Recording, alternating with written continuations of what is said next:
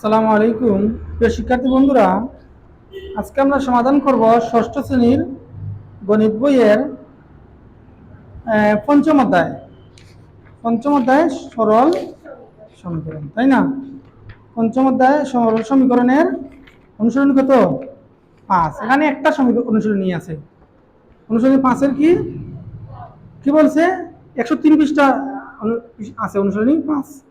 কি বলছে? নিচের সমীকরণগুলো সমাধান করো। 1 থেকে কত? 12। 1 থেকে 12। প্রথমে 1 নম্বরে কি আছে বলো তো? x + 4 = 13, তাই না? তো নিচের সমীকরণগুলো সমাধান করো। তার মানে আমরা কার মান নির্ণয় করবো এখানে বলো তো? চলকগুলা মান নির্ণয় করবো। চলক 5 আমরা শিখছি না? পঞ্চম শ্রেণীতে শিখছিলা না? ক + 5 = ক + 5 = 13, হ্যাঁ, ক - 4 = 10, এগুলো শিখছিলা না? সেখানে ছিল বাংলায়। সেখানে এই যে চলক x আছে নাই, এটা x এটা কি ইংলিশ লেটার, হ্যাঁ? আর 5 আমরা শিখছিলাম এখানে কি থাকতো? বাংলা লেটার ক থাকতো, খ থাকতো, তাই না? তো কোর জায়গায় x দিছে, y দিছে, সমস্যা আছে? x হচ্ছে ইংলিশ লেটার, ক হচ্ছে বাংলা লেটার। আর এখানে সংখ্যা 5 এ শিখছিলা সরল সমীকরণ, সেখানে কি ছিল? বাংলায় লেখা ছিল। আর এগুলো কিসে আছে দেওয়া? ইংলিশে। হ্যাঁ, তখন আমরা বলতাম যোগ, আর এখানে বলতেছি প্লাস। যোগের ইংলিশ কি? প্লাস। বিয়োগের ইংলিশ কি? মাইনাস। তো এর পাশে যোগ থাকলে সমানের ডান পাশে, বাম পাশে যোগ থাকলে ডান পাশে গিয়ে কি হয়? মাইনাস হয়। সমানের ডান পাশে গুণ থাকলে বাম পাশে গুণ থাকলে ডান পাশে গিয়ে কি হয়? ভাগ হয়। সমানের বাম পাশে ডান পাশে বিয়োগ থাকলে বাম পাশে এসে কি হয়? যোগ হয়। এই তো 5 এ তো শিখছিলাম সেম একইভাবে। তো আমরা x এর মান নির্ণয় করবো না? তো বলো তো, x লিখলাম, 4 তো একটা সংখ্যা, তো চলকের পাশে রেখে লাভ আছে? সংখ্যাকে সংখ্যার পাশে নেওয়া লাগবে। তো ডান পাশে এখানে কি ছিল? 13, আর এখানে +4, এখানে কি হবে? -4। আমরা জানি কি? আমরা জানি সমানের ডান পাশে প্লাস থাকলে এর পাশে কি হয়? মাইনাস হয়। সমানের বাম পাশে মাইনাস থাকলে এর পাশে কি হয়? প্লাস হয়। হ্যাঁ, আর প্লাসে মাইনাসে এগুলো লাগবে না এখন। আর এই পাশে কি গুণ থাকলে এই পাশে কি হয়? ভাগ হয়। আর এখানে ভাগ আমরা কিভাবে লিখি? কিভাবে লিখি না, মানে ভগ্নাংশ আকারে লিখি। আর এই প্লাস মাইনাস এখানে বলা লাগবে না। তারপরে বলতেছি, আমরা জানি প্লাসে প্লাসে কি হয়? প্লাস হয়। মাইনাসে মাইনাসে কি হয়? প্লাস হয়। প্লাসে মাইনাসে কি হয়? মাইনাস হয়। মাইনাসে প্লাসে কি হয়? মাইনাস হয়। তার মানে চলো, চিহ্ন দুটো সেম সেম হলে কি হবে? প্লাস হবে। আর চিহ্ন দুটো ব্যতিক্রম হলে কি হবে? প্লাস মাইনাস মাইনাস প্লাস হলে কি হবে? মাইনাস হবে।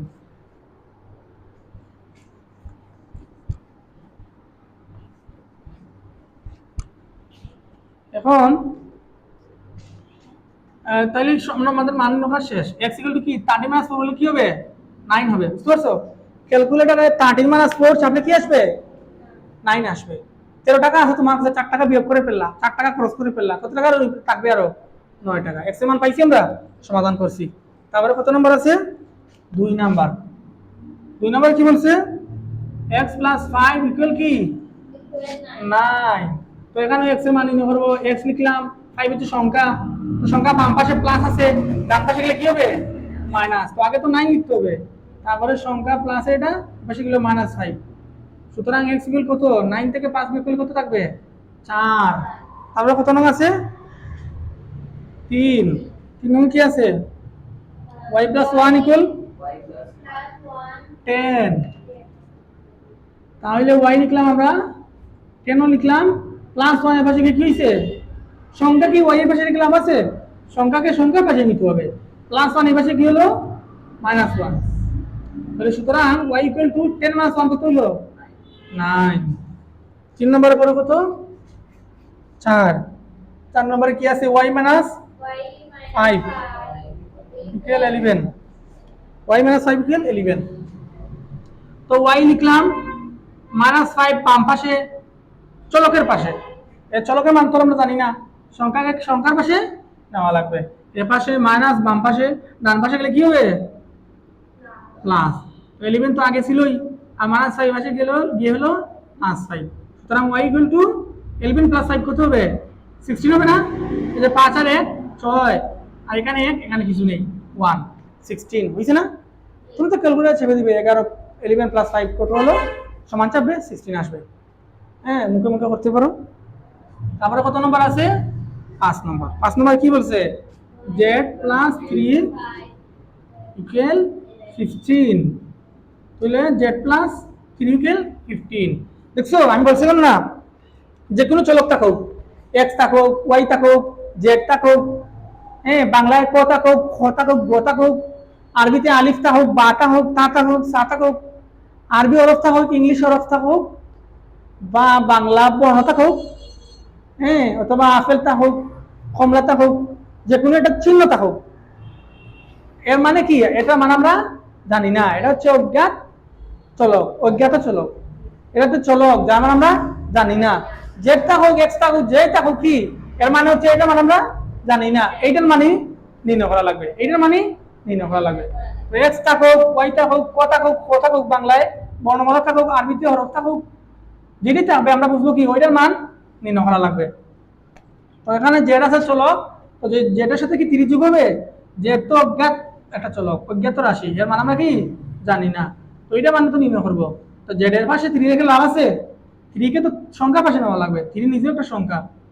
তো আমরা এটার নাম কি বলতো? এটা হচ্ছে ইমপ্লাইজেড। এটা হচ্ছে ইমপ্লাইজেড, কারণ সমান একবার আছে, দুইবার সমান দেওয়া, একটা রাশিতে দুইবার সমান দেওয়া কি যায় না। প্রথমে কি লিখতে হয়? এখানে বয়কারে বা লিখতে পারো, অথবা ইমপ্লাইজ জেড গাণিতিক চিহ্ন দিতে পারো। আমরা জেড লিখলাম, তারপরে 15 আছে না এই পাশে, 15 লিখলাম, আর প্লাস 3 ছিল বাম পাশে, ডান পাশে গেলে কি হবে? -3। সুতরাং জেড ইকুয়াল টু কত হইলো? 15 - 3 কত হইলো? 12। 5 এর পরে কত আছে? 6। 6 নম্বরে কি বলছে? 3x equal 12। 3x equal 12। তো আমরা কার মান নির্ণয় করবো এখানে? 3 নাকি x এর? 3 তো নিজের একটা মান আছে, এটা সংখ্যা। কার মান বাইর করবো? যার মান জানি না, x এর মান নির্ণয় করবো, তাই না? x হচ্ছে এখানে চলক, এটা ইংলিশ বর্ণ, তো x লিখবো। তখন x এর সাথে 3 কোন অবস্থায় আছে? মাঝে কোনো চিহ্ন নাই, তার মানে গুণ অবস্থায় আছে, ইনটু আছে, গুণ কিছু নাই মানে গুণ, দুটা মাঝে কিছু নাই মানে গুণ আছে। তো গুণ 3 x এর পাশে রেখে লাভ আছে? এটা তো গুণ করলে 3x হবে, আর তো মান জানি না আমরা। তো 3 একটা সংখ্যা, সংখ্যার পাশে নেওয়া লাগবে না? 12 এর পাশে। তো 3 যেহেতু সংখ্যা, গুণ আছে, সমানের বিপরীত পাশে গেলে, ডান পাশে গেলে, বাম পাশ থেকে ডান পাশে গেলে কি হয়ে যাবে? ভাগ হয়ে যাবে। এখানে আমরা বলছিলাম না আগে, এই পাশে প্লাস থাকলে এই পাশে মাইনাস, এই পাশে গুণ থাকলে এই পাশে ভাগ, এই পাশে ভাগ থাকলে এই পাশে গুণ। মানে যোগের বিপরীত হচ্ছে বিয়োগ, বিয়োগের বিপরীত হচ্ছে যোগ, আর গুণের বিপরীত ভাগ, ভাগের বিপরীত গুণ। মানে ভাগ আর গুণ এক সম্পর্ক, বিপরীত সম্পর্ক, যোগ আর বিয়োগের বিপরীত সম্পর্ক। তো 3 আছে এখানে, গুণ এ পাশে গেলে কি হবে? ভাগ হবে না? তো ভাগ আমরা কিভাবে লিখি? ভগ্নাংশ আকারে লিখতে হবে। মানে এইভাবে ভাগ চিহ্ন না দিয়ে কিভাবে লিখবো? ভগ্নাংশ আকারে। 3 আছে এখানে, গুণ এখানে গিয়েছে, নিচে বইছে, মানে ভাগ। সুতরাং x ইকুয়াল টু কত হইলো? 3 দিয়ে 12 কে ভাগ করলে কত হয় বলো তো? 3 4 12 না? 4 হবে। তুমি ক্যালকুলেটরে 12 ভাগ 3 চাপলে কত আসবে? সমান দিলে কত আসবে? 4। 6 নম্বরে পুরো কত? 7। মুছে বলবো আমি, মুছে বলতেছি।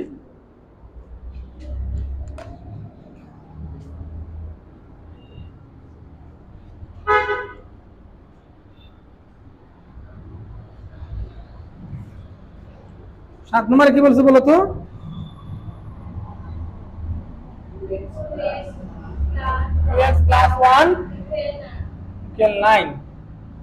তাহলে চলক আছে এখানে, চলক আছে, অজ্ঞাত পদ, অজ্ঞাত রাশি আছে, হ্যাঁ, x আছে না একটা? তাহলে প্রথমে কি করবো আমরা?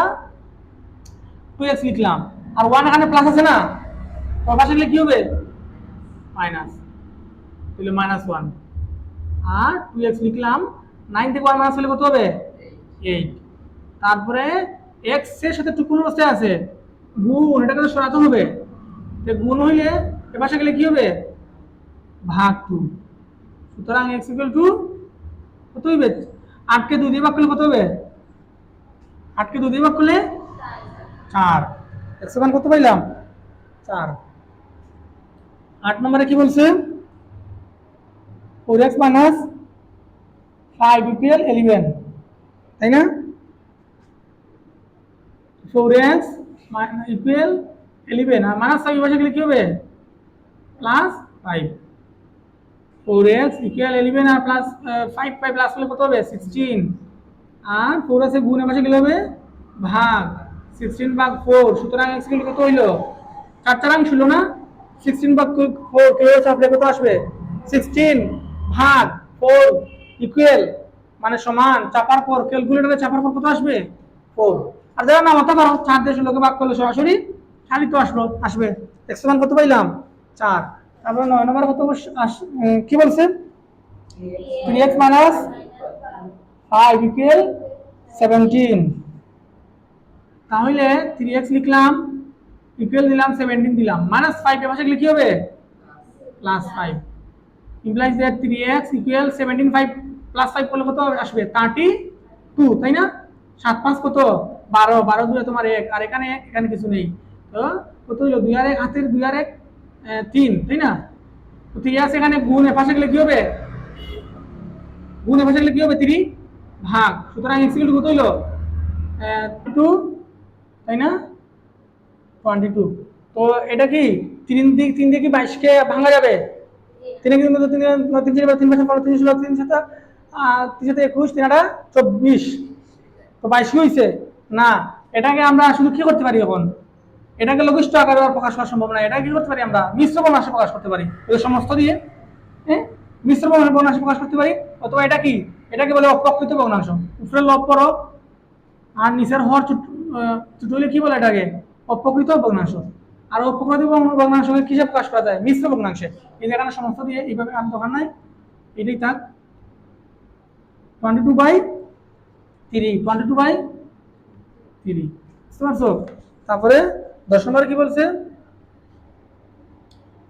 7x - 2 ইকুয়াল x প্লাস 16 ঠিক আছে না তো এখানে আবার কি চলক একটাই x কিন্তু দুইবারে দেওয়া ভেঙে দেওয়া তো 7x লিখলাম আর এই পাশে একটা x আছে না আবার এটা তো এতক্ষণ কি বলছিলাম সংখ্যাকে সংখ্যার পাশে নিব চলকের পাশে রেখে লাভ নাই কিন্তু চলককে কি করব সংখ্যার পাশে রেখে লাভ নাই চলককে কোথায় আনবো চলকের পাশে আনবো x কে 16 পাশে রেখে লাভ আছে না x এর কার পাশে আনবো x এর পাশে আনবো x আছে এখানে প্লাস সমানের বাম পাশে চলে আসলে কি হবে মাইনাস x হবে না x এখানে প্লাস আছে না এখানে কোন চিহ্ন আছে এটা যে সমানের পাশে এই ডানের অংশ কি x সবার সামনে হলে কি সামনে যদি কোনো পদের প্লাস থাকে তাহলে দেওয়া লাগে না তাই এখানে প্লাস আছে ওরা দেয়নি এখানে কি আছে প্লাস বাম পাশে হলে কি হবে মাইনাস বুঝতে পারছো এটা হচ্ছে সমানের কি একটা অংশের ফার্স্ট পদ তো প্রথম পদে কি হইলে প্লাস হলে প্লাস দেওয়া লাগে না তোরা প্লাস আছে না এ পাশে আসলে কি হবে সমানের বাম পাশে চলে আসলে কি হবে -x তারপরে সমান দিলাম আমরা আর এখানে আসলে +16 দেখো এটা +16 প্লাস কি দিছি দেই নেই কারণ এটা পরের অংশের প্রথমে লিখছি আর এবার -2 আছে সংখ্যা তো সংখ্যার পাশে নিব না -2 সমানের ডান পাশে গেলে কি হবে বাম পাশে ছিল এই যে সমানের বাম পাশে ছিল ডান পাশে গেলে কি হবে মাইনাস কি হয়ে যাবে +2 হয়ে যাবে বুঝতে পারছো তো এখন বলো তো 7x থেকে একটা x মাইনাস করলাম তো কত x হইলো 6x হবে না 7 থেকে একটা বাদ দিয়ে দিলাম 6টা x থাকবে আর এখানে 16 আর 2 যোগ করলে কত হবে 18 হবে না তো x এর সাথে 6 আছে ভাগ অবস্থায় তো গুণ অবস্থায় সমানের ডান পাশে চলে গেলে কি হবে ভাগ হয়ে যাবে নিচে বসবে সুতরাং 6 দিয়ে 18 কে ভাগ করলে কত হবে 3 হবে না 318 তারপর 11 নম্বরে কি বলছে 3 - x ইকুয়াল 14 তাই না তাহলে বলো তো x এর মান আমরা নির্ণয় করব তো -x লিখলাম -x তো আছে দেখছো আমি প্রথমে বলছিলাম যদি মাইনাস থাকে দেওয়া লাগবে কিন্তু প্লাস চিহ্ন হলে দেওয়া লাগে না এটা মাইনাস আছে তাই দিছি তারপরে আছে 14 এর পাশে এটা প্লাস সামনে দেওয়া লাগে না আর 3 সংখ্যা এখানে আছে প্লাস সামনে প্লাস তো তাহলে দেওয়া থাকে না এই বিপরীত সাথে গেলে কি হবে প্লাস কি হয়ে যাবে -3 হয়ে যাবে তাহলে বলো তো এখানে আছে -x এখানে 14 - 3 তাহলে কি হবে 11 হবে না আর আমরা যদি উপর পাশে কি করে দেই -1 দ্বারা গুণ করে দেই তো এখানে হয়ে যাবে প্লাস এখানে হয়ে যাবে -11 এখানে মাইনাসটা তোমরা ডান পাশে নিয়ে নিবে -11 লিখে ফেলবে এটা কিভাবে হয় উপর পক্ষে আমরা -1 দ্বারা গুণ করব কি করব -1 দ্বারা তো x একে গুণ করলে কি হয় x একে x ই হয় আর মাইনাস ওয়ান দ্বারা গুণ করছি, তো এখানে একটা মাইনাস, আমাদের ওয়ানেরও কি একটা মাইনাস, মাইনাসে মাইনাসে কি হয়ে যায় প্লাস, আর এখানে আছে প্লাস, আমাদের মাইনাস ওয়ানের আছে একটা মাইনাস, প্লাসে মাইনাসে কি হয় মাইনাস, এইভাবে কি হয়ে যায় মাইনাস এখানে চলে যায়। তোমরা এই পাশে মাইনাস থাকলে এই পাশে নিয়ে নিয়ে নেবে, এটা বসিয়ে দিবে, যেহেতু আমরা মাইনাস এক্স এর মান নির্ণয় করতেছি না শুধু এক্স এর মান, এক্স এর মান তোমরা এখানে লিখে দিবে উভয়কে মাইনাস ওয়ান দ্বারা গুণ করে পাই। আর কি আছে 12 নম্বরে 2x প্লাস 9 ইকুয়াল 3, তাহলে 2x লিখলাম প্লাস 9 এর পাশে গেলে কি হবে 3 লিখলাম আগে, আর প্লাস 9 এর পাশে গেলে হবে মাইনাস 9, তো 2x লিখলাম আর 3 মাইনাস 9 ক্যালকুলেটরে চাপলে কি হবে মাইনাস 6 হবে। তোমার কাছে ঋণ হচ্ছে 9 টাকা আর 3 টাকা তোমার তোমার পাওনা আছে, আর ওজন হচ্ছে তুমি পাও, তো তোমার 3 টাকা পাওয়ার পর যদি ঋণ 3 টাকা পরিশোধ করে ফেলো, ঋণ আর কয় টাকা থাকবে 6 টাকা, আর ক্যালকুলেটরে 3 মাইনাস 9 চাপলে মাইনাস 6 আসবে, তো পেরেশানি নেওয়া লাগবে না। আচ্ছা আর করে বলতে পারো 3 মাইনাস 9, তো বড় কোন 3 থেকে 9 থেকে 3 বিয়োগ করলে কত থাকবে 6 থাকবে, তো 6 বেশি কোথায় এখানে নাকি এখানে, এখানে না, তো এখানে কোন চিহ্ন মাইনাস, তাই মাইনাস দিয়ে দিবে। তো আমরা এক্স এর মান বাইর করছি না, এক্স এর সাথে আবার কি রইছে 2 গুণ অবস্থা রইছে, তাহলে 2 এর পাশে গেলে কি হবে ভাগ হবে, ভাগ হবে 2 ভাগ হবে, সুতরাং x ইকুয়াল টু কি হলো 2 দিয়ে 6 কে ভাগ করলে কত হবে 3 না, আর একটা মাইনাস চিহ্ন আছে মাইনাস দিলা, তুমি 6 মাইনাস 6 ভাগ 2 বা তোমরা ক্যালকুলেটর চাপলে কি আসবে মাইনাস 0 আসবে আনসার, বুঝতে পারছো? তুলো তো মাথায়।